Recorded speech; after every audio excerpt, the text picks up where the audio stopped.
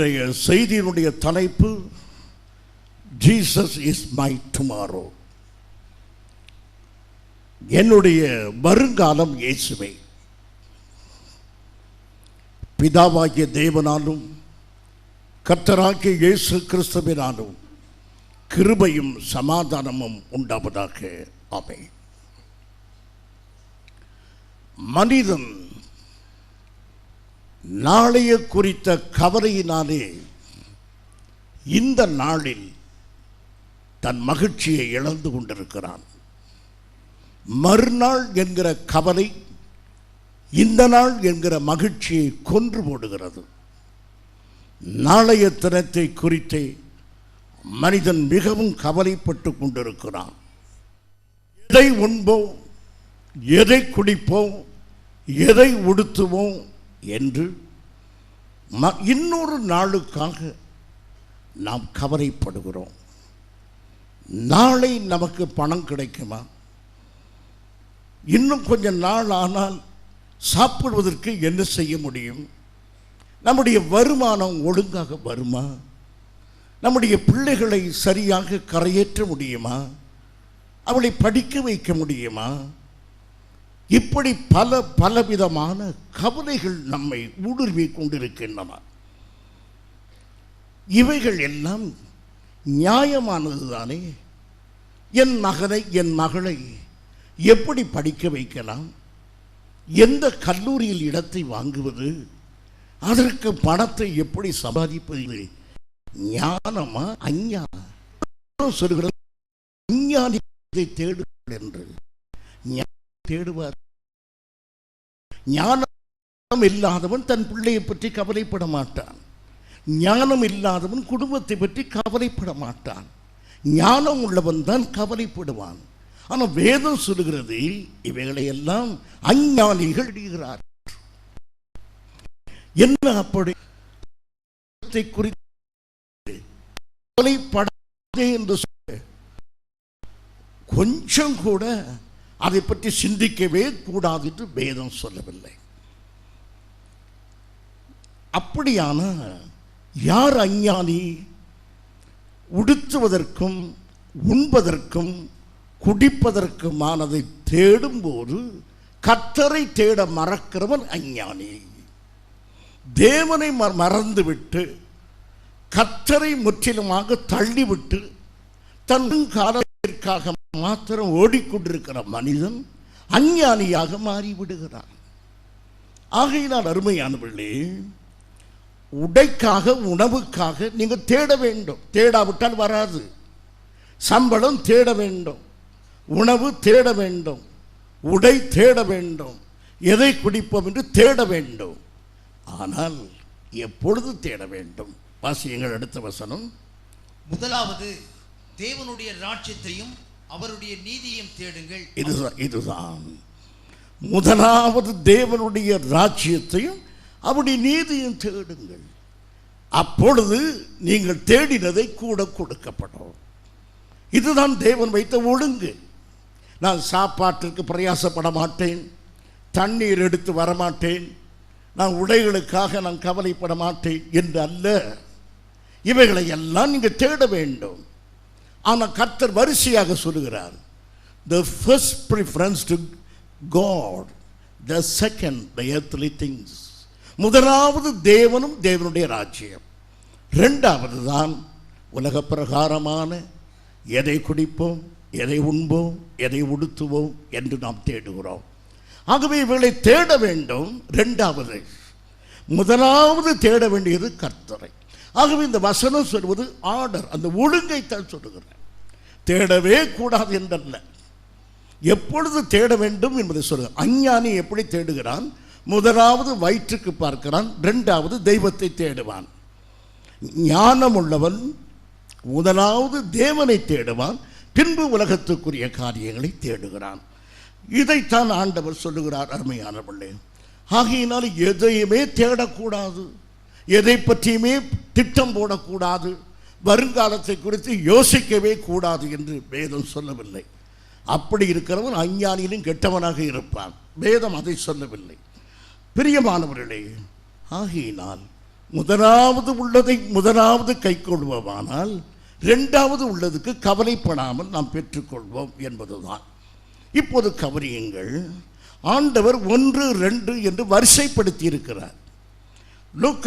மத்தேயு சுவிசேஷம் 22ஆம் அதிகாரம் 37ஆம் வசனம் இப்படி சொல்லுகிறது. மத்தேயு 22:37. இயேசு அவனை நோக்கி, உன் தேவனாகிய கர்த்தரிடத்தில் உன் முழு இருதயத்தோடும், உன் தேவனாகிய கர்த்தரிடத்தில் உன் முழு இருதயத்தோடும், உன் முழு ஆத்துமாவோடும், உன் முழு ஆத்துமாவோடும், உன் முழு மனதோடும், உன் முழு மனதோடும் அன்பு கூறுவாயாக. அன்பு கூறுவாயாக. இதுவே இது முதலாம் பிரதான கற்பனை. இதுதான் முதலாம் கற்பனை. ஆகவே ஆண்டவர் வரிசைப்படுத்துகிறார். The first duty, நம்முடைய முதல் கடமை கர்த்தர் மீது அன்பு கூறுவது. முழு மனதோடு கடவுள் மீது அன்பு கூறுவதுதான் நம்முடைய பிரதான வேலை. நம்முடைய முக்கியமான வேலை எதுதான்? கடவுள் உங்களை பார்த்து, உங்களுக்கு மிக முக்கியமானது யார் என்றால், என்னுடைய மூத்த மகன், என் மூத்த மகள், என் செல்ல பிள்ளை, என் கணவர் தான் எனக்கு உயிர், என் மனைவி தான் எனக்கு உயிர் என்றல்ல, என் ஆண்டவரே, என் இயேசுவே என்பதுதான். ஆக முதலாவது இருப்பது கர்த்தர். The first place to God. அப்படி கொடுக்கிறீர்கள் அருமையானவர்களே? கர்த்தருக்கு முதலிடம். அதன் பிறகு 39ஆம் வசனம் வாசியுங்கள்.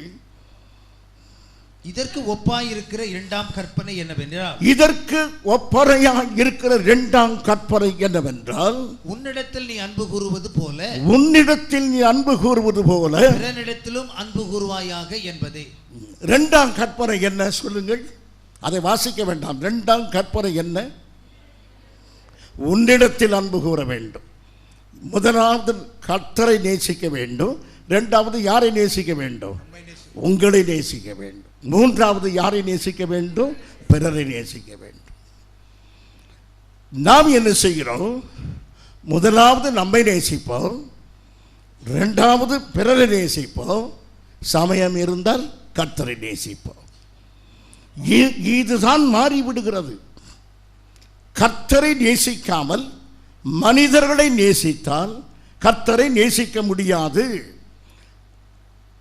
அதே சமயத்தில் கர்த்தரை நேசிக்காத நிலைமையில் மனிதரையும் நேசிக்க முடியாது. கர்த்தரை நேசிக்காத இருதயம் மனிதரை நேசிக்காது. சந்தர்ப்பம் அது. உண்மையான நேசம் கர்த்தராலே தான் ஊற்றப்பட வேண்டும். ஆகையினாலே தேவன் மீது அன்பு கூறாதவன் மனிதன் மீது அன்பு கூறுவதாக சொல்லுகிறான். இப்போ சொல்லுகிறான், ஏன் நீங்கள் தேவாலயத்தில் போய் உட்கார்ந்து கொண்டிருக்கிறீர்கள்? இந்த காணிக்கையெல்லாம் அங்கு ஏன் போட்டு கொண்டிருக்கிறீர்கள்? சமூக பணிக்கு தேவையாக இருக்கிறது. குஷ்டரோகிகளுக்கு, பார்வை இல்லாதவர்களுக்கு, படிக்க முடியாதவர்களுக்கு, ஏழை ஜனங்களுக்கு இந்த காணிக்கையை கொடுக்கலாமே என்று. அது பிறரை நேசிப்பது. பிறரை நேசிப்பது அவசியம். அது எப்போது வர வேண்டும்? மூன்றாவது. முதலாவது யாரை நேசிக்க வேண்டும்? கர்த்தரை. இதை மாற்றி அமைக்கிறோம். அதனாலே நமக்கு கஷ்டங்கள் உண்டாகின்றன. நம்மை முதலாவது நேசிக்க கூடாது. முதலாவது கர்த்தர், இரண்டாவது என்னை, மூன்றாவது மற்றவனை. இதுதான் தேவன் வைத்த ஒழுங்கு. இந்த ஒழுங்கை நாம் மீறுவோமானால், தமிழ்நாட்டில் ஒரு பழமொழி இருக்கிறது, தனக்கு பிறகுதான் தானம். பிறருக்கு கொடுத்து விட்டு பட்னி கிடக்க சொல்லவில்லை கர்த்தர். அப்படி கிடப்பீர்களானால் அது உங்கள் அழைப்பு. ஆனால் தேவன் அப்படி சொல்லவில்லை. ஆகவே நீங்கள் முதலாவது கர்த்தரை தேடுங்கள், இரண்டாவது உங்கள் வீட்டை நேசியுங்கள், மூன்றாவது பக்கத்து வீட்டை நேசியுங்கள். இந்த ஒழுங்கை வைத்தால் 40ஆம் வசனம் வாசியுங்கள். மத்தேயு 22 கற்பனைகளிலும், 2 கற்பனைகளிலும் நியாயப்பிரமாணம் முழுவதும் தீர்க்க தரிசனங்களும் அடங்கி இருக்கின்றன என்றார். வேதம் முழுவதும் எதுதான்? நியாயப்பிரமாணமும் தீர்க்க தரிசனமும் தான். இந்த ரெண்டு கற்பனையில் அடங்கிவிட்டன. இந்த 2 கற்பனைப்படி நடக்கிறவன் முழு வேதத்தின்படி நடக்கிறவன். இந்த 2 கற்பனையின்படி நடக்கிறவன் முழு வேதத்தின்படி நடக்கிறவனாக இருக்கிறான். அவன்தான் தேவன் மீது அன்பு கூறுகிறவன், அவனுக்கு சகலமும் வாய்க்கும். அவனுக்கு கர்த்தர் எல்லாவற்றையும் செய்கிறார். ஆகவே பிரியமானவர்களே, இந்த நாளில் இந்த ஒழுங்கை மாற்றி அமைத்து விடாதீர்கள். சீர்திருத்தவாதி சொல்லுகிறான், ஏழையின் சிரிப்பில் இறைவனை காண்போம். ஆகவே முதலாவது ஏழை, இரண்டாவது அந்நியர், மூன்றாவது நான். இது மிக தத்துவம், வெற்றி பெறாது. வேதம் சொல்கிறது முதலாவது கடவுள், இரண்டாவது நீ, மூன்றாவது ஏழை. ஆகவே அருமையானவர்களை, இந்த ஒழுங்கின்படியே கர்த்தர் வைத்திருக்கிறார். ஆகவே இந்த ஒழுங்கை மாற்றி அமைப்போமானால் பிரச்சனைகளும் கஷ்டங்களும் உண்டாகும். ஆகையினாலே ப்ரையாரிட்டி, எதற்கு முக்கிய கொடுக்கிறோம் என்பதை நீங்கள் ஜாக்கிரதையாய் கவனிக்க வேண்டும். முதலாவதை இரண்டாவதாக மாற்றினாலோ, இரண்டாவதை முதலாவதாக மாற்றினாலோ அது நமக்கு நன்மையாக முடியாது. தேவனை நேசிக்காமல் எந்த அயலானையும் நான் நேசிக்கவே முடியாது. ஆகவே கர்த்தரை நேசித்தால்தான் நாம் மற்றவர்களை நேசிக்க முடியும். அருமையானவர்களே, இப்போது பாருங்கள், கர்த்தரை நேசிப்பது என்றால் என்ன? ஐ லவ் ஜீசஸ் என்று சொல்லுகிறோம். இயேசுவை நேசிப்பது என்பது ஒரு வாஞ்சை அல்ல. இப்போது மிக மலிவான ஒரு சொல் லவ். கல்லூரி வளாகத்திலே எளிதாக சொல்லப்படுகிறது, ஐ லவ் யூ, நான் உன்னை நேசிக்கிறேன் என்று. அதுக்கு உண்மையான அர்த்தம் என்ன தெரியுமா? I am prepared to tie for you, நான் உனக்காக மரிக்க ஆயத்தமாக இருக்கிறேன். இந்த அர்த்தம் தெரிந்தால் எவனாவது சொல்வானா? இந்த அர்த்தத்தை தெரிந்து கொண்டால் யாராவது சொல்வார்களா ஐ லவ் யூ என்று? அவர்கள் சொல்கிற அர்த்தம் என்ன? உன் உயிரை நான் வாங்குவேன், I will take your life. பிரியமானவர்களே, வேதத்தின்படி அன்பு என்றால் என்ன? உயிரை கொடுப்பது தான் அன்பு. ஆகவே இயேசு கிறிஸ்துவனுடைய இயேசுவை நான் நேசிக்கிறோம் என்றால் அது ஒரு வாஞ்சை அல்ல, அது ஒரு சிந்தனை அல்ல, அது ஒரு பயிற்சி. இயேசுவை நேசிக்க கற்றுக்கொள்ள வேண்டும். அது திடீரென்று வராது.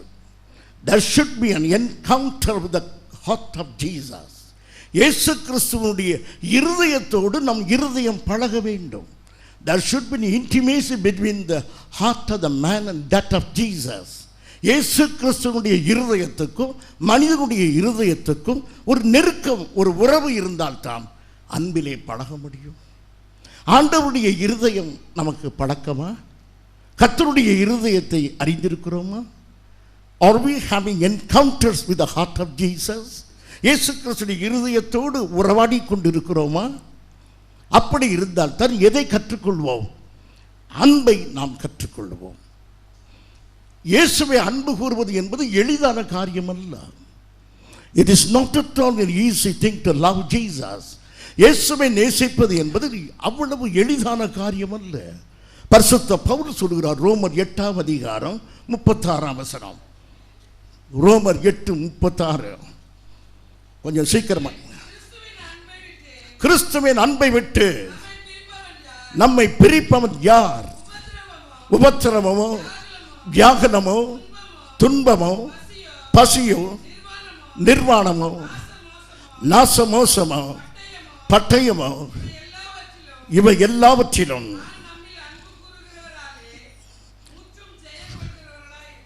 ஆகவே இவைகளினால் நம்மில் அன்பு கூறுவனாலே முற்றிலும் ஜெயம் கூடுவனாக இருக்கிறோம்.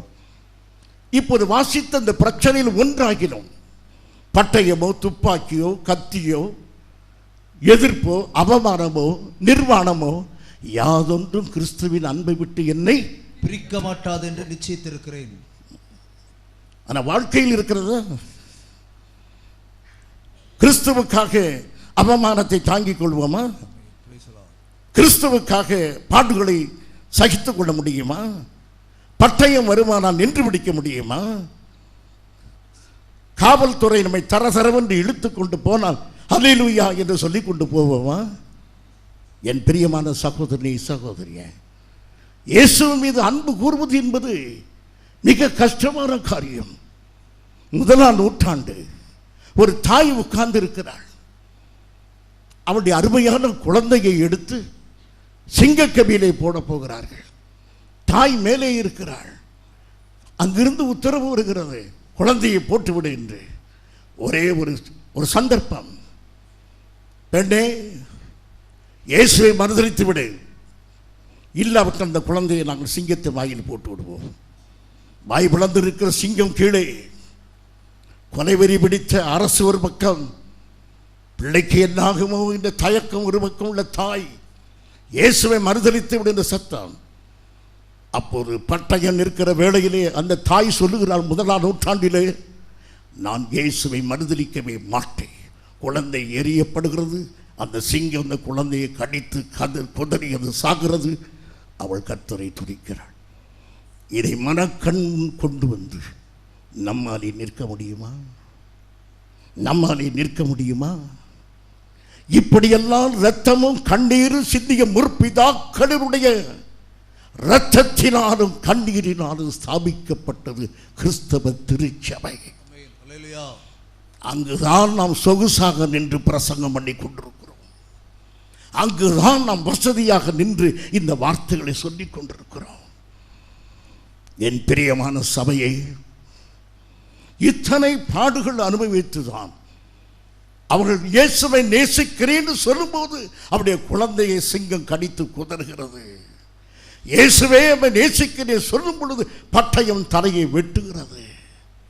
இப்படியெல்லாம் வாழ்ந்த மக்களுடைய சந்ததியாக நாம் இருக்கிறோம். இன்றைக்கு நாம் புத்திசாலிகளாக இருக்க விரும்புகிறோம். கஷ்டமில்லாமல் வாழ விரும்புகிறோம். சிலுவை இல்லாமல் வாழ விரும்புகிறோம். பாடுகள் இல்லாமல் வாழ விரும்புகிறோம். அதை பிரசங்கம் பண்ணுகிறோம், போற்றுகிறோம், அவர்களை வாழ்த்துகிறோம், அவருடைய ஊழியக்காரர்கள் என்று நாம் அங்கீகரிக்கிறோம். பிரியமானவர்களே, இயேசுடைய இருதயத்தை இந்த காலை வேளையிலே பழகுவோம். அந்த இருதயத்தை எட்டி பார்ப்போம். அருமையானவர்களே, இயேசுவை எப்படி நேசிப்பது? உன்னுடைய ஒரே காரியத்தை கர்த்தருக்கு கொடுத்து விடு. அது என்ன ஒரே காரியம்? இந்த உலகத்திலேயே ஏதாவது ஒன்று உனக்கு மிக அருமையாக இருக்கும். உங்கள் வேலை, the only thing, ஒரே இந்த வேலை உங்களுக்கு மிக அருமையான ஒன்று. ஒரு உறவு மிக அருமையான ஒன்று. ஆண்டவர் சொல்லுவார், அதை விட்டுவிடு. ஒரு பெண்ணை திருமணம் செய்தே தீர்வேன் என்று சுற்றி சுற்றி அலைகிறாய். குட்டியை பறி கொடுத்த கரடியை போல நீ அலைகிறாய்.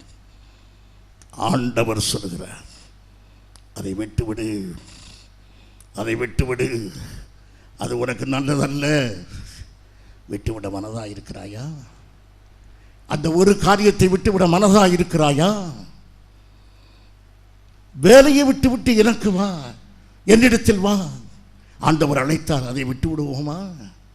சில சமயத்தில் பேதுருவை பார்த்து உன் ஜீவனை விட்டுவிடு என்றார். என் பிரியமான சகோதரி சகோதரியே, கர்த்தர் ஒன்றை விட்டுவிடு என்று சொல்லும்போது அதை கொடுக்க ஆயத்தமாக இருந்தால் நாம் தேவன் மீது அன்பு கூறுகிறோம், கர்த்தரோடு நாம் பழகியிருக்கிறோம், அன்பு இன்னதென்று கற்றிருக்கிறோம் என்று அர்த்தம். அருமையானவர்களே, யோவான் சுவிசேஷம் 3ஆம் அதிகாரம் 16ஆம் வசனம் இப்படி சொல்லுகிறது. யோவான் 3:16, தேவன் தம்முடைய ஒரே பேரான குமாரனை விசுவாசிக்கிறவன் எவனோ அவன் கெட்டு போகாமல் நித்திய ஜீவனை அடையும்படிக்கு அவரை தந்தருளி இவ்வளவாய் உலகத்தில் அன்பு கூர்ந்தார். அவரை தந்தருளி இவ்வளவாய் அன்பு கூர்ந்தார். எவ்வளவாய்? இவ்வளவாய். பரிசுத்த ஆவியானவருக்கே சொல்ல முடியல. சின்ன பிள்ளைகிட்ட கேட்போம், உங்க அப்பா எவ்வளவு சாக்லேட் கொண்டு வந்திருக்காருன்னு, ஏதாவது நமக்கு தருமா அப்படின்னு. இவ்வளவாய் அப்படின்னும். அங்கே இருக்கிறது 2 தான் இருக்கும், ஆனால் சொல்லுது இவ்வளவாய் என்ற. இவ்வளவு என்பது சொல்ல முடியாத ஒன்று. ஆவியானவருக்கே சொல்ல முடியாதது யாருடைய அன்பை? பிதாவின் அன்பை. அந்த அன்பு என்ன செய்தது? தன் குமாரன் இயேசுவை நமக்கு தந்ததுதான் பிதாவின் அன்பு. இயேசுவினுடைய அன்பு எது? 1 யோவான் 3:16. 1 யோவான் 3:16. யோவான் 3:16 பிதாவின் அன்பு. 1 யோவான் 3:16 இயேசுவின் அன்பு. வாசியுங்கள். அவர் தம்முடைய ஜீவனை நமக்காக கொடுத்ததினாலே அன்பு இன்னதென்று அறிந்திருக்கிறோம். இயேசு தம்முடைய ஜீவனை நமக்கு கொடுத்தபடியினாலே அன்பு இன்னதென்று அறிந்திருக்கிறோம். பிதா அன்பாக இருக்கிறார். எப்படி தெரியும்? தன் குமாரனை நமக்கு தந்தார். இயேசு அன்பாக இருக்கிறார். எப்படி தெரியும்? அவர் தமது ஜீவனை நமக்கு தந்திருக்கிறார். வாசியுங்கள். நாமும் சகோதரருக்காக ஜீவனை கொடுக்க கடனாளிகளாய் இருக்கிறோம். ஆகவே நாமும் அன்பு கூறுகிறோம் என்றால் என்ன அர்த்தம்? ஜீவனை கொடுக்க வேண்டும். ஒரு கணவன் தன் மனைவியை அன்பு கூறுவதாக இருந்தால் தன் மனைவிக்காக தன் ஜீவனையும் கொடுக்க வேண்டும். வேதம் சொல்கிறது.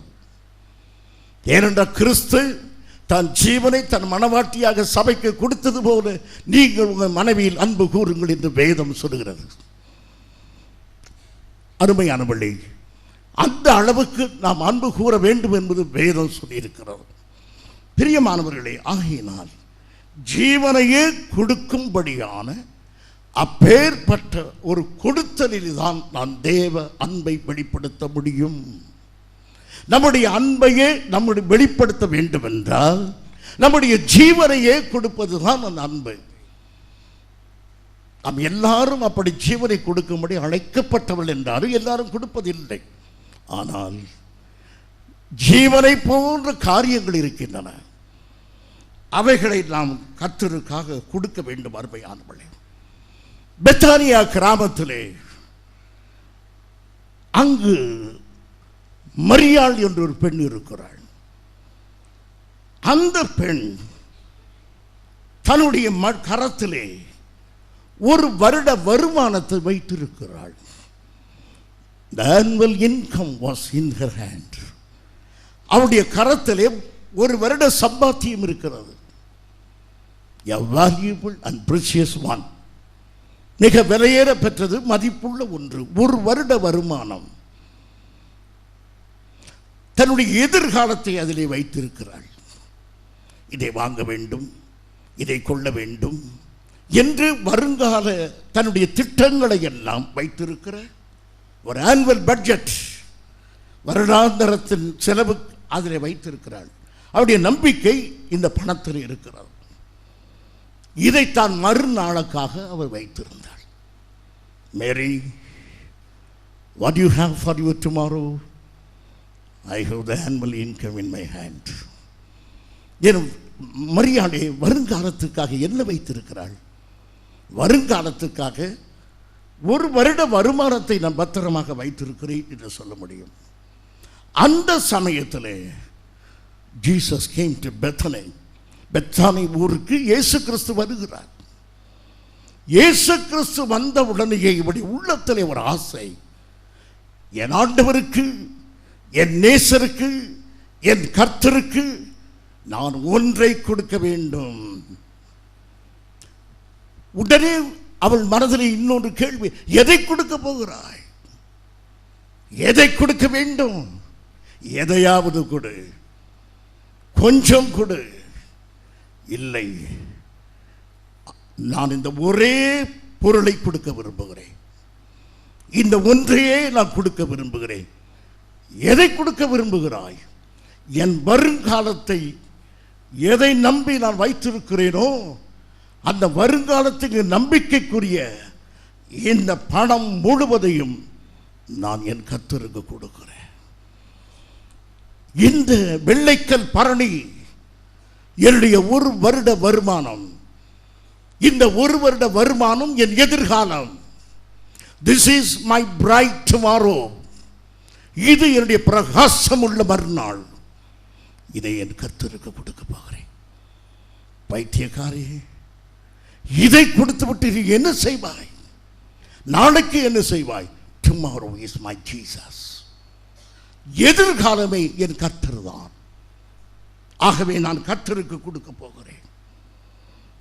மார்க்கு சுவிசேஷம் 14ஆம் அதிகாரம் 3ஆம் வசனம்.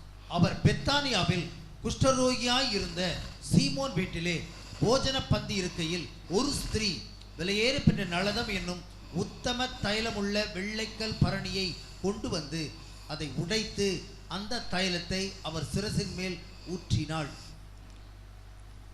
இதனுடைய விளக்கங்கள் எல்லாம் இப்போ தேவையில்லை. இதனுடைய பொருளாதாரத்தை மாத்திரம் நான் பேசுகிறேன்.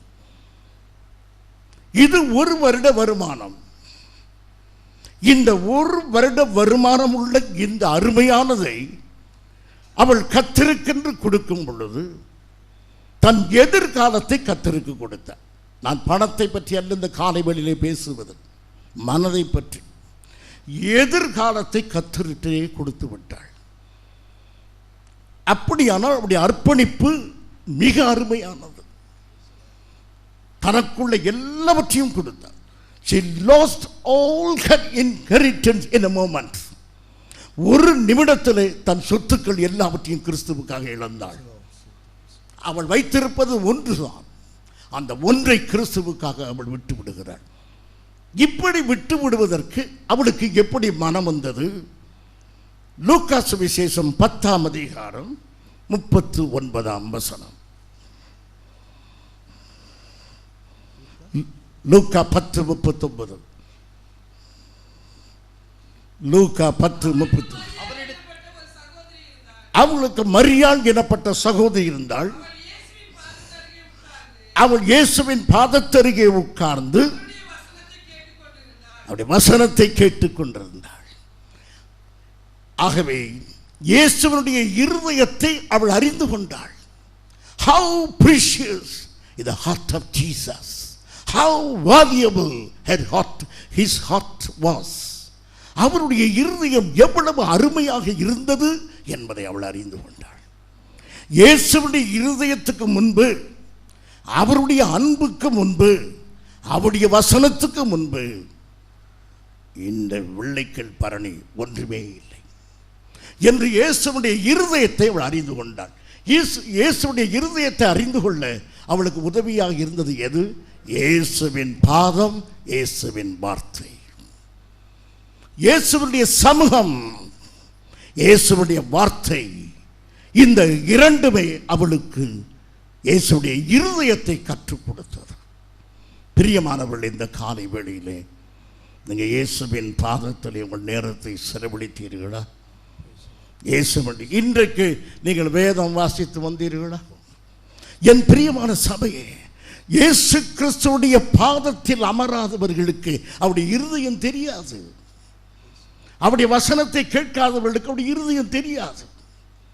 கருத்தோடு கேட்கிறார். அருமையானவளே, அங்கிருந்து ஒரு சத்தம் கேட்கிறது, மேரி சமையலறைக்கு வாங்க. இங்கிருந்து மரியாள் சொல்கிறார், I prefer the prayer room to kitchen. நான் ஜெப அறையைத்தான் நாடுகிறேன், இப்போது அங்கே வரமாட்டேன். இப்படி இருக்க வேண்டும். அருமையானவர்களே, காலையில் எழுந்ததும் சமையலறை அல்ல, முதலாவது ஜெப அறை, அதன் பிறகு சமையலறை. காலையில் எழுந்ததும் ஸ்டடி ரூம் அல்ல, ஜெபம், அதன் பிறகு மற்ற காரியங்கள். இவ்விதமாக நம்முடைய வாழ்க்கை அமையுமானால் நம்முடைய வாழ்க்கை ஆசீர்வாதமாக இருக்கும். அருமையானவர்களே, ஆகையினால் நல்ல பாடத்தை கற்றுக்கொண்டார். 42ஆம் வசனம் வாசிங்க. லூக்கா 10:42. தேவையானது ஒன்றே, தேவைப்படாத நல்ல பங்கு எது? ஜீசஸ். இயேசுவை தெரிந்து கொண்டாள், கர்த்தருடைய சமூகத்தை தெரிந்து கொண்டாள், வேத வசனத்தை தெரிந்து கொண்டாள். ஆகையினாலே இவை யாவும் அவளுக்கு கூட கொடுக்கப்படும். அந்த அன்பினாலே அவள் எல்லாவற்றையும் இழந்து விடுவதற்கு ஆயத்தமாக இருந்தாள். பிரியமானவர்களே, இந்த வெள்ளைக்கல் பரணியை கொடுப்பதற்கு அவளுக்கு 2 காரியம் உதவியாக இருந்தது. எது தெரியுமா? the wisdom and revelation of Jesus. இயேசுவை பற்றிய ஞானம், இயேசுவை பற்றிய வெளிப்பாடு. என் ஆண்டவருக்காக எதை இழந்தாலும் அது நஷ்டம் அல்ல, இது வெளிப்பாடு. என் ஆண்டவருக்கு நான் எதை கொடுத்தாலும் அது அவருக்கு தகுதியானது தான். இது ஞானம். பிரியமானவர்களே, இந்த நாளில் கர்த்தருக்காக உங்கள் நேரத்தை கொடுத்தீர்களா? கர்த்தருக்காக உங்கள் தாளந்துகளை கொடுத்தீர்களா? கர்த்தருக்காக உங்கள் உழைப்பை கொடுத்தீர்களா? கர்த்தருக்காக வேர்வை சிந்தினீர்களா? என் பிரியமான சகோதரனே, சகோதரியே, நீ அதிக நேரம் தேவனுக்காக செலவழிக்க வேண்டும் என்று இருக்கிறேன். நான் என்னுடைய வாலிப நாட்களில் எங்கள் வீட்டில் சின்ன பிள்ளையாக ரேச்சல் இருக்கும் பொழுது நான் காலையிலே 7-7:30 மணிக்கு புறப்பட்டு போவேன். ராத்திரி 11 மணிக்கு வருவேன். அது அம்மாவுடன் கேட்கும், இந்த அப்பாவை பார்த்தே எவ்வளவோ நாளாகிறது என்று. காரணம் என்னவென்றால் என் ஓடிய ஓட்டத்தில் நான் ஓடிக்கொண்டே இருந்தேன். நான் இரவும் பகலும் என் கர்த்தருக்காக ஓடினேன். அதிலே நான் ஒருபோது சோர்ந்து போவதில்லை. இப்போது நான் மெல்ல ஓடுகிறேன். அன்றைக்கு அந்த ஓடின நாட்களுக்காக என் கர்த்தரை நான் ஸ்தோத்திரிக்கிறேன். 2010 நான் என்னுடைய 30வது வயதிலே ஓடின ஓட்டத்தை ஓடும்படியாக என் கர்த்தர் என்னை பலப்படுத்துவார். நான் வேகமாக ஓடுவேன். இந்த வேலூர் பட்டணத்துக்காக அதிகமாக பிரயாசப்படுவேன். என்னை இந்த ஊழியத்துக்கு அர்ப்பணிப்பேன். பெரிய காரியத்தை கர்த்தர் செய்வார் என்று நான் விசுவாசிக்கிறேன். பிரியமானவர்களே, ஆகையினால் என் அருமை சபையே, நீங்கள் உங்களை கர்த்தருக்கு அர்ப்பணிக்கும்படியாக உங்களை மிக அன்போடு வேண்டிக் கொள்கிறேன். மரியாள் தன்னுடைய காரியம் கொடுத்தாள். இயேசு அங்கு வந்திருக்கிறார். ஏன் இயேசு அங்கு வந்தார்? இயேசு கிறிஸ்து இன்னும் சில நாட்கள் மாத்திரமே பூமியில் இருக்க போகிறார். அவருடைய மாம்ச சரீரத்திலே சில நாட்கள் மாத்திரமே இருக்க போகிறார். இன்னும் சில நாட்களிலே மரிக்க போகிறார்.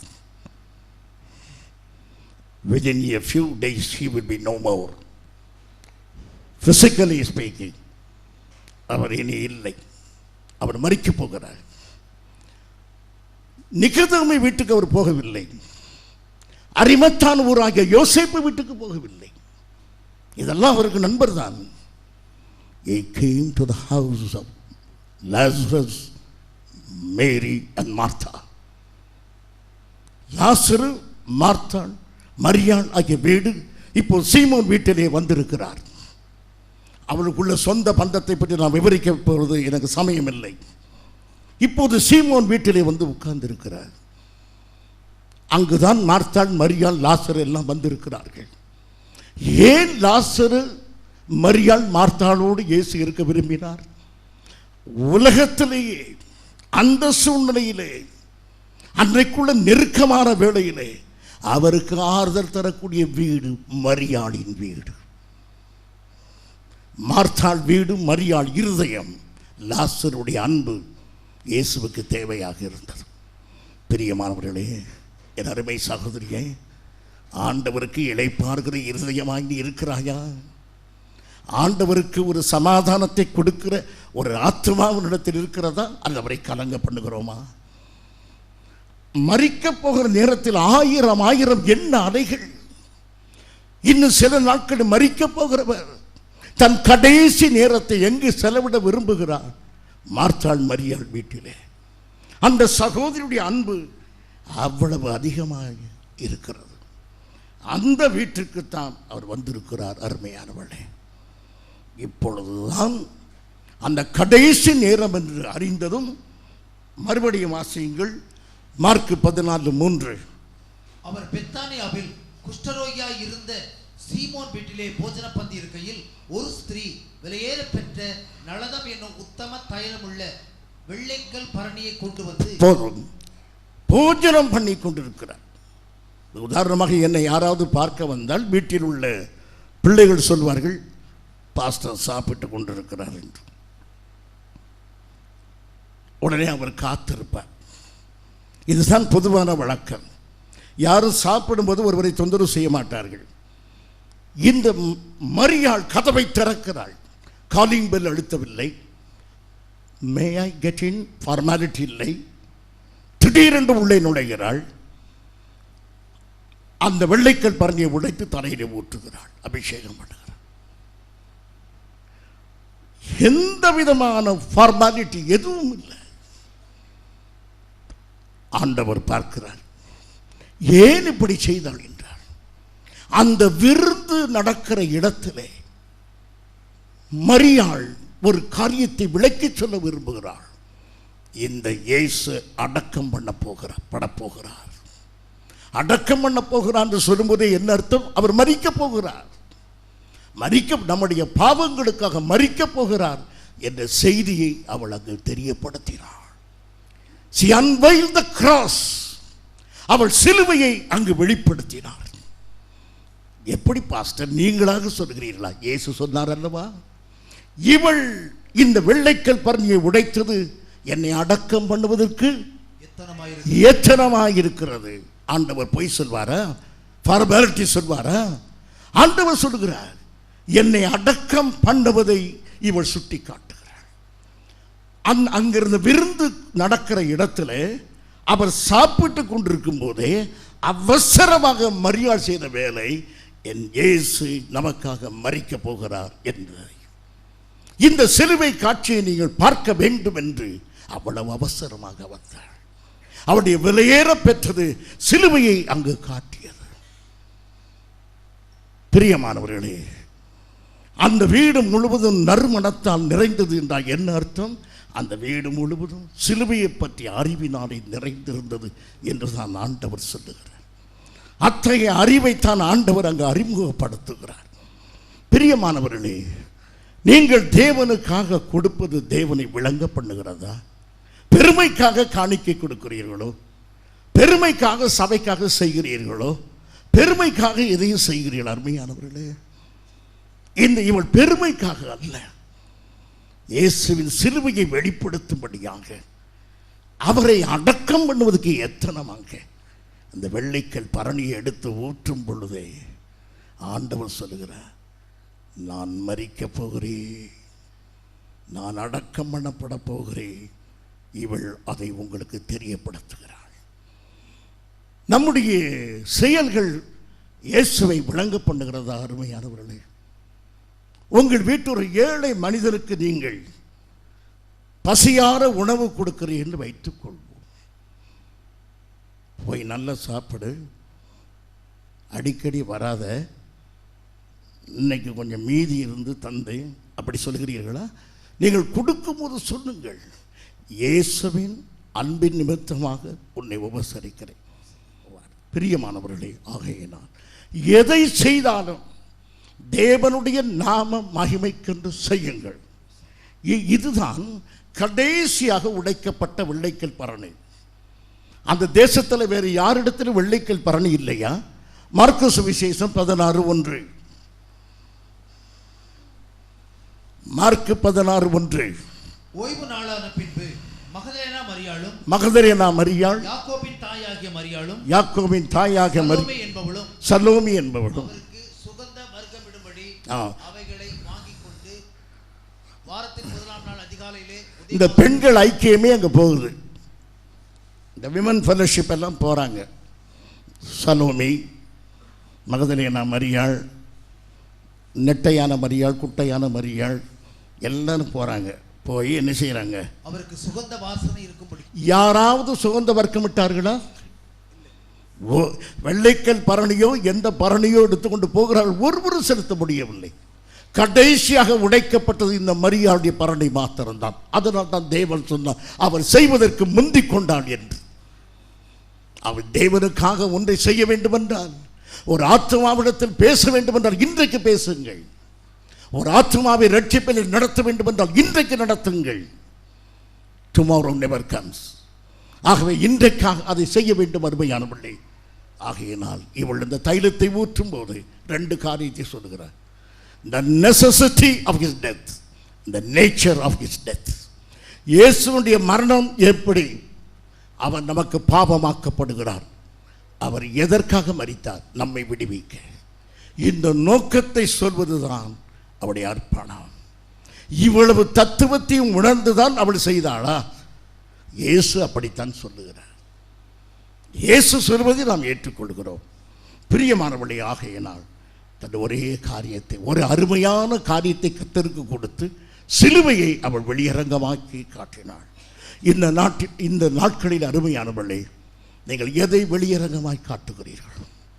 ஆண்டவராகிய இயேசு கிறிஸ்து இந்த உலகத்துக்கு வந்தது, எங்கெல்லாம் 2 மீன் 5 அப்பம் இருக்குமோ அதையெல்லாம் 5000 பேருக்கு போஷிப்பதற்காக வரவில்லை. ஆண்டவர் மீன் கடையில் காத்திருக்கவில்லை. இதை எடுத்துக்கொண்டு 5000 பேருக்கு கொடுப்போமா என்று. ஆண்டவர் மருத்துவமனையிலே காத்து கொண்டிருக்கவில்லை, யாரையெல்லாம் சுகமாக்குவோம் என்று. ஆண்டவர் பாவிகளை ரட்சிக்கவே வந்தார். அப்படியான வியாதியை சுகமாக்கவில்லையா? சுகமாக்கினார். ஆனால் அதற்காக வரவில்லை. பரலோகத்தில் இருந்து கொண்டே வியாதியை சுகமாக்க முடியும். சப்பாடியை நடக்க வைப்பது பரலோகத்திலிருந்து இயேசுவாலே செய்ய முடியும். 2 மீன் 5 அப்பங்கள் 5000 பேரை போஷிக்க பரலோகத்தில் இருந்த இயேசுவாலே செய்ய முடியும். He came down into the earth just to save us. நம்மை ரட்சிக்கும்படியாகவே இயேசு கிறிஸ்து உலகத்தில் வந்தார். அவருடைய மரணத்தினாலே தான் நமக்கு ரட்சிப்பு என்பதை காட்டும்படியாகவே இந்த மகத்தான காரியம் நடந்தது. என்னை கேட்கும் அருமையான சகோதரனே, சகோதரியே, நீ விளங்கி கொள்கிறாயோ இல்லையோ? உன்னை மன்றாடி கேட்கிறேன். இயேசு சுகமாக்குவார் என்று யாரையும் நீ அழைத்து கொண்டு வராதே. இயேசு சுகமாக்க மாட்டார் என்பதில் என் நோக்கம். இந்த ஆலயத்துக்கு யாரையாவது அழைத்து கொண்டு வந்தால் இயேசு உன் பாவங்களை மன்னிப்பார் என்று சொல்லி அழைத்து வாருங்கள். இயேசு கிறிஸ்து பாவங்களை மன்னிக்கவே இந்த உலகத்துக்கு வந்தார். அதன் பிறகு நீ மற்ற சாக்கியங்களை தேடு. முதலாவது தேவனுடைய ராஜ்யத்தை தேடும்படியாக இந்த செய்தியோடு நீங்கள் அழைத்து வர வேண்டும். அருமையானவர்களே, இப்போது அவள் கொடுத்தாள். பிரியமானவர்களே, எதற்காக இந்த தைலத்தை ஆண்டவருக்கு கொடுப்பார்கள் தெரியுமா? முன்பே சொல்லி இருக்கிறேன். ஒரு சொட்டு தைலத்தை எடுத்து நெற்றியில் வைப்பார்கள். அதற்கு என்ன அர்த்தம்? வெல்கம், நீங்கள் வீட்டுக்கு வாருங்கள். இவள் அந்த தைலத்தை ஊற்றினாள். என்ன அர்த்தம்? ஃபேர்வெல், போய் வாரும். ஆகவே அது வரவேற்பு, இது பிரிவு உபசாரம். பொதுவாக நெற்றியில் அந்த தைலத்தை வைப்பது வரவேற்பு செய்வது. மரியாள் வரவேற்பு செய்யவில்லை, ஆண்டவரை சிலுவைக்கு அனுப்பி வைக்கிறது. டிபார்ச்சர், துக்கமான ஒரு சம்பவம். உலக பிரகாரமாக அருமையான இவ்விதமாக அவள் செய்தாள். நாம் இந்த நாளிலே சிலுவையை உலகத்துக்கு காட்டுவோம். அருமையான பக்கத்து வீட்டுக்காரருக்கு இயேசு 2 மீனும் 5 அப்பங்களை கொண்டு போஷிப்பார் என்று சொல்வதை விட உன் பாவங்களை மன்னிப்பார் என்பதை சொல்லுங்கள். நொறுங்குண்ட என் இருதயத்துக்கு கர்த்தர் சமாதானத்தை தருவார் என்று சொல்லுங்கள். இந்த செய்தியை சொல்ல வேண்டும். அருமையானவர்களே, இப்போது பாருங்கள், மார்க்கு சுவிசேஷம் 14ஆம் அதிகாரம் 4ஆம் வசனம். அப்பொழுது சிலர் தங்களுக்குள்ளே விசனம் அடைந்து, இந்த தைலத்தை இப்படி வீணாய் செலவழிப்பானேன். விசனம் அடைந்து இந்த தைலத்தை வாசிங்கள். இந்த தைலத்தை இப்படி வீணாய் செலவழிப்பானேன். அங்க ஒரு ஆள் இருக்கிறார். ஆண்டவர் அமைதியா இருக்கிறார்.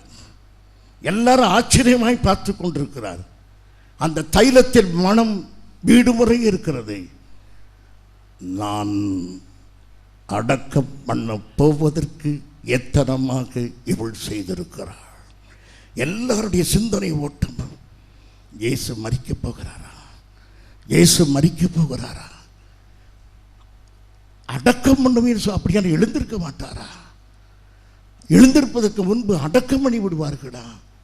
பலவிதமான சிந்தனைகள் ஓடிக்கொண்டிருக்கிற நேரம். அப்போது நம்முடைய வெள்ளூர் 6 ஒருவர் அங்கே போகிறார். இவ்வளவு பணத்தை வேஸ்ட் பண்ணிட்டீங்க, இவ்வளவு பணத்தை வீணாக்கி விட்டார். பிரியமானவர்களே, கர்த்தருக்காக எதையாவது செலவழித்தால் வீண் என்று சொல்லுகிறவர்கள் மதிகெட்டவர்கள். நமக்காக எவ்வளவு பணம் செலவழித்தாலும் அது வீணாகும். என் ஆண்டவருக்காக கோடி கோடியாக கொடுத்தாலும் அது வீணாகாது. என் கர்த்தருக்காக கொடுத்த எதுவும் நஷ்டமாகாது. ஆகையினாலே இது வீண் என்று சொல்லுகிறார்கள். இந்த பணத்தை வீணாக்கி விட்டு உடனே என்ன சொல்கிறார்கள்? இந்த பணத்தை விற்று தரித்திரருக்கு கொடுத்திருக்கலாமே. அப்படியா? எந்த கற்பனை? எந்த கற்பனையை சொல்கிறார்கள்? இரண்டாம் கற்பனையுடைய பிற்பகுதி. நீ பிறரை நேசிப்பாயாக. ஆண்டவர் சொன்ன முதலாவது என்னை நேசிப்பாயாக. பிரியமானவர்களே, ஏழைகளுக்கு கொடு என்று சொல்வதற்கு நன்றாக இருக்குது கேட்பதற்கு. கர்த்தருடையதை எடுத்து ஏழைக்கு கொடுக்காதே. ஆண்டவர் சொல்லுகிறார், பஸ்கா பண்டிகை நிறைய பிச்சைக்காரர்கள் இருக்கிறார்கள். ஒரு வாரத்துக்கு குறைவே இல்லை. வீட்டு வாசலில் யார் வருவார்கள்? பிச்சைக்காரர்கள், தரித்திரர் வருவார்கள். அவளுக்கு மனதிற்கும் முதல்லாம் கொடுங்கள், நான் இனி உங்களோடு இரேன், நான் மரிக்கப் போகிறேன் என்று சொன்னார். ஆம் பிரியமானவர்களே, ஆகையினால் இந்த நாளிலே தேவனுக்காக எதையாவது செய்தால் அதை நஷ்டம் என்று சொல்லாதீர்கள் அருமையானவர்களே. கர்த்தருக்காக எதை செய்தாலும் அது ஆசீர்வாதமாக இருக்கும். இப்போது 9ஆம் வசனத்தை வாசிக்கும், சீக்கிரமாய் வாசி. சுவிசேஷம் உலகத்தில் எங்கெங்கோ பிரசங்கிக்கப்படுமோ அங்கங்கே இவளை நினைப்பதற்காக இவள் செய்ததும் சொல்லப்படும் என்று மெய்யாகவே உங்களுக்கு சொல்லுகிறேன் என்றார். இப்போது ஆண்டவர் சொல்கிறார், சீமோன் பேதுரு, நீ படகை விட்டு என்னை பின்பற்றி வந்தாய், அது நினைவு கூறப்படாது. நீ என்னோடு கூட தண்ணீரில் நடந்தாய், அது நினைவு கூறப்படாது. பர்த்தலேமியு, நீ செய்த அநேக காரியம் உண்டு, அது நினைவு கூறப்படாது. ஆண்ட்ரூ, நீ தான் அந்த சிறு பையனை அழைத்து கொண்டு வந்தாய், 2 மீன் 5 அப்பம், you will not be remembered. உன்னையும் மறந்து விடுவார்கள், ஆனால் இவள் செய்தது நினைவு கூறப்படும். மார்க் 14:9. இந்த சுவிசேஷம் உலகத்தில் எங்கெங்கோ பிரசங்கிக்கப்படுமோ அங்கங்கே இவளை நினைப்பதற்காக இவள் செய்ததும் சொல்லப்படும் என்று மெய்யாகவே உங்களுக்கு சொல்லுகிறேன் என்றார். சீசனுக்கு ஆச்சரியமாக இருந்திருக்கு. நாம் செய்த எதுவும் நினைவு கூறப்படும் என்று சொல்லவில்லை. இவள் செய்தது உலகத்தில் எங்கும் நினைவு கூறப்படும். சிலுவையை பற்றிய வெளிப்பாட்டை யார் சொல்கிறார்களோ அவர்கள் நினைவு கூறப்படுவார்கள். ஆண்டவருக்கு மிக பிரியமானது சிலுவை பாதையை காட்ட வேண்டும். 2 சிலுவை பாதை, என் இயேசு நடந்த சிலுவை பாதை, எனக்கு வைத்திருக்கிற சிலுவை பாதை. தன்னைத்தான் வெறுத்து தன் சிலுவையை எடுத்துக்கொண்டு என்னை பின்பற்றாதவன் எனக்கு பாத்திரவான் அல்ல. ஆகவே ஆண்டவர் பிரியப்படுகிறார். என்னுடைய இரத்த பாதையை காட்டு, நீ நடந்து வருகிற இரத்த பாதையிலே அவளை சந்தி. இதுதான் ஆண்டவருக்கு பிரியமான காணிக்கை. இதைத்தான் அவள் அடையாளமாக செலுத்தினாள். அருமையானவளே, ஆபிரகாம் தன் ஒரே பேரான குமாரனை கொடுக்க ஆயத்தமானான். பரிசுத்த பவுல் என் ஜீவனை அருமையாக எண்ணேன் என்று தன் ஜீவனை கொடுத்தார். தாவீது ஒரு நாள், எனக்கு ஒரு ஆசை, என் சொந்த ஊராகிய பெத்லகேமில் போய் அந்த கிணற்று தண்ணீரை கொண்டு வந்தார். அதை குடித்து என் பெத்லகேம் தண்ணீரை குடித்து ஆறுதல் அடைவேன் என்றான். போர் வீரர்கள் உயிரை பணைய வைத்து எதிராளியை கடந்து சென்று பெத்லகேம் தண்ணீரை கொண்டு வந்து உன் கையில் கொடுக்கும் போது, ஐயோ, இந்த தண்ணீரை கொண்டு வருவதற்கு என்னுடைய சீஷர்கள், என்னுடைய வேலைக்காரர்கள், ஊழியக்காரர்கள் தங்கள் ஜீவனையே அடகு வைத்திருக்கிறார்களே என்று எண்ணி கலங்கி அவருடைய இரத்தத்தை குடித்தது ஆகுமே என்று அதை கர்த்தருக்கென்று ஊற்றிவிட்டான் என்று வேதம் சொல்கிறது. இப்படியாக தாவீது, ஆபிரகாம், பவுல் இவள் எல்லாரும் தங்களுக்கு அருமையானதை கொடுத்தது போல மரியாளும் தனக்கு அருமையானதை கர்த்தருக்கென்று கொடுத்தாள். அருமையானவளே, இதுதான் இன்றைக்கு உலகத்தில் நினைவு கூறப்படக்கூடிய ஒன்றாக இருக்கிறது. அருமையானவளே, இவ்வளவு விலையேற பெற்றதை அவள் கொடுக்க எங்கிருந்து கற்றுக்கொண்டாள் என்றை பார்த்து நான் செய்தியை முடிப்போம். 3 இடங்களில் மரியாளை பார்க்கிறோம். லூக்கா 10:39.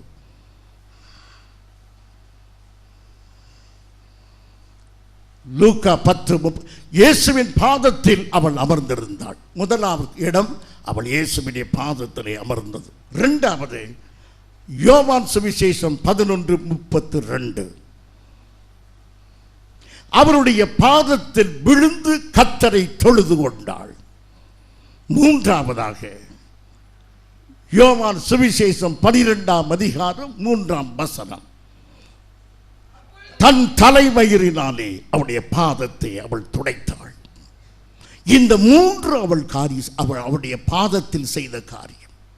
பாதத்தில் அமர்ந்தாள் வேத வசனத்தை கேட்க, பாதத்தில் விழுந்தாள் அவரை தொழுது கொள்ள, பாதத்தில் தலைமையினால் துடைத்தாள் அவருக்கு ஊழியம் செய்ய. இந்த 3 செய்வீர்கள் அருமையானவர்களே. வசனத்தை கேட்பேன், அவரை தொழுது கொள்வேன், அவருக்காக ஊழியம் செய்வேன். அப்பொழுது வெள்ளைக்கல் பரணியாகிய என் வாழ்க்கை அவருக்காக உடையும். அது நற்கந்தம் வீசும் வேலூர் பட்டணம் சிலுவையினுடைய நறுமணத்தினாலே நிறைந்திருக்கும். அதற்கு நான் காரணமாக இருப்பேன். ஆமென். நாம் ஜெபம் பண்ணுவோம்.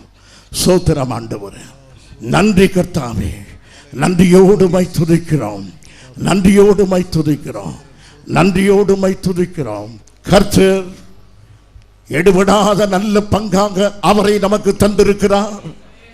அவர் நம்மிடத்தில் கேட்கிற எடுபடாத நல்ல பங்கு நம்முடைய ஜீவனை கர்த்தருக்காக அர்ப்பணிப்பது.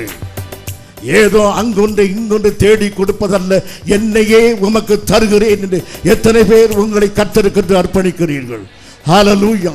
ஸ்தோத்திரம் ஆண்டவரே, ஸ்தோத்திரம் ஆண்டவரே, ஸ்தோத்திரம் ஆண்டவரே. நாதனுக்கு ஜெயமங்களம், ஆதித்யேகநாதன் சுபமங்களம். இயேசுநாதனுக்கு ஜெயமங்களம், ஆதித்யேகநாதன் சுபமங்களம். ஆயேரு நீதனுக்கு பரம பொற்பாதனை, ஆயேரு நீதனுக்கு பரம பொற்பாதனை. இந்திய சங்கீதனுக்கு இந்திய சங்கீதனுக்கு இயேசுநாதனுக்கு ஜெயமங்களம், ஆதித்யேகநாதனுக்கு சுபமங்களம். ஆதிசரம் ஈசனுக்கு ஈசனுக்கு மங்களம், அகில பிரகாசனுக்கு ஈசனுக்கு மங்களம். ஆதிசரம் ஈசனுக்கு ஈசனுக்கு மங்களம், அகில பிரகாசனுக்கு ஈசனுக்கு மங்களம். நீதிபரத்வாருக்கு இந்திய குணாருக்கு, நீதிபரத்வாருக்கு இந்திய குணாருக்கு. ஒரு மனுகூலனுக்கு உயர் மனுவேலனுக்கு, ஒரு மனுகூலனுக்கு உயர் மனுவேலனுக்கு. இயேசுநாதனுக்கு ஜெயமங்களம், ஆதித்யேகநாதனுக்கு சுபமங்களம். நீர் என்னை விடுவித்தாலும் விடுவிக்காமல் போனாலும் உம்மையே ஆராதனை செய்வோம். மகா பரிசுத்தமும் சர்வ வல்லமையும் மிகுந்த அன்பும் இரக்கமும் கிருபையும் நீதியும் நிறைந்த எங்கள் பரமபிதாவே, எங்கள் அருமை இரட்சகரே, எங்கள் ஆவியானவரே, உமக்கு கோடா கோடி ஸ்தோத்திரம் ஐயா. நன்றியோடு உம்மை துதிக்கிறோம், நன்றியோடு உம்மை ஸ்தோத்திரிக்கிறோம் தகப்பனே. இந்த நாளுக்காக, இந்த வேளைக்காக நன்றி செலுத்துகிறோம் கர்த்தாவே. அன்பு தெய்வமே, உமது அன்பை நீர் எங்களுக்கு வெளிப்படுத்தி இருக்கிறீர் அப்பா. உமது மகனை தந்து இவ்வளவாய் இந்த அன்பை நீர் எங்களுக்கு வெளிப்படுத்தி இருக்கிறீர் அப்பா. எங்க அன்பையும் நாங்கள் உமக்கு வெளிப்படுத்த உமது கிருபை வேண்டுகிறோம் கர்த்தாவே. அன்பிலே கிரியை செய்து அந்த அன்பில் தகப்பனே ஐயா கிறிஸ்துவின் நற்கந்தமாய் எங்கள் தேவனுக்கு நாங்கள் வீச எங்களை உமக்கு ஒப்பு கொடுக்கிறோம் ராஜா.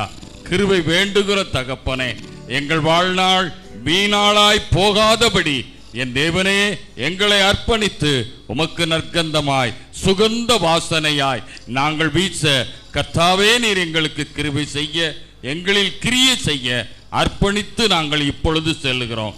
இம்மட்டும் எங்களை வழிநடத்தின எவனேசரே, இனியும் எங்களோடு இருக்கும் இம்மானுவேலரே, உமக்கு அனந்த கோடி ஸ்தோத்திரம், உமக்கு 1000 கோடி ஸ்தோத்திரம், உமக்கு கோடா கோடி ஸ்தோத்திரம்.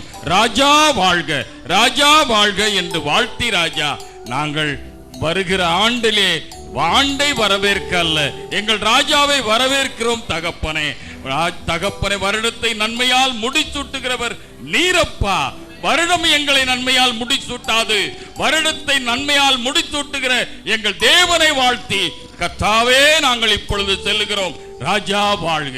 எல்லாவற்றையும் இயேசு கிறிஸ்துவின் இனிய நாமத்திலே ஏறெடுக்கிறோம் எங்கள் சர்வ வல்லமையுள்ள நல்ல பிதாவே, ஆமென் ஆமென். என் ஆத்துமாவே கர்த்தரை ஸ்தோத்திரி, என் முழு உள்ளமே அவர் பரிசுத்த நாமத்தை ஸ்தோத்திரி.